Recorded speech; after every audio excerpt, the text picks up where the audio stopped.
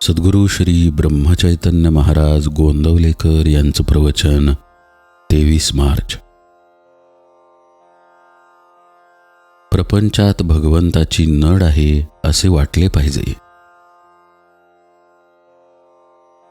प्रत्येक माणसाला आपण सुखी असावे असे वाटते. भगवंताची कृपा आपल्यावर असावी, नामाचे प्रेम आपल्याला यावे असे वाटते. पण हा अनुभव आपल्याला का बरे येत नाही?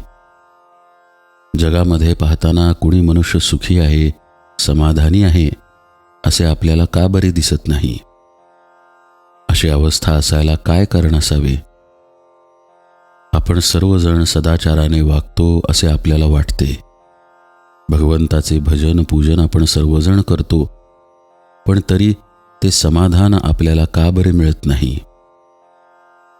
ते समाधान न मिळायला खरे कारण कोणते असेल तर आम्हाला अजून भगवंताची नड आहे असे वाटत नाही. भगवंत नसेल तर माझे चालणार नाही, माझ्या समाधानाला त्याची अत्यंत गरज आहे असे आपल्याला मनापासून वाटत नाही. प्रपंचात पैसा अडका असावा, बायको मुले असावीत, शेतीवाडी नोकरी धंदा इतर वैभव असावे आणि त्याचबरोबर भगवंतही असावा असे आपल्याला वाटते.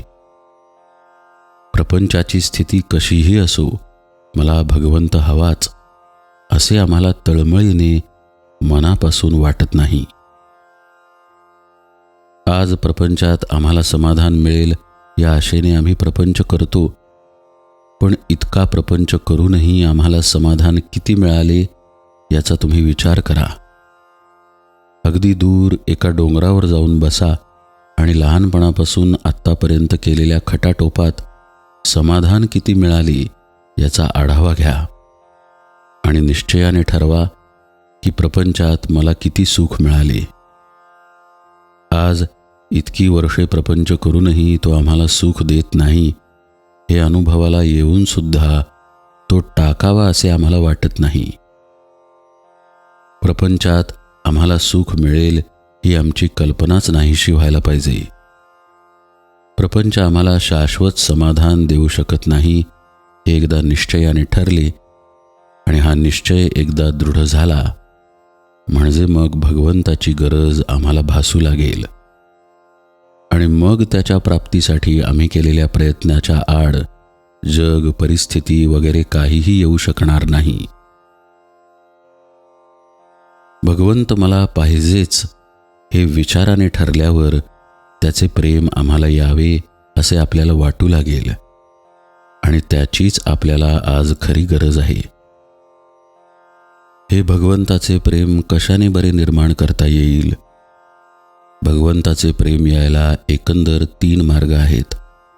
पहिला मार्ग म्हणजे संतांची संगती करणे, दुसरा मार्ग म्हणजे सद्विचाराची जोपासना करणे आणि तिसरा मार्ग म्हणजे अखंड नामस्मरण करणे.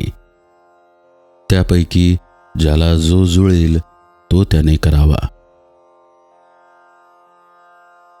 भगवंत हवासा वाटणे यामध्ये सर्व मर्म आहे. जानकी जीवन स्मरण जय जय राम.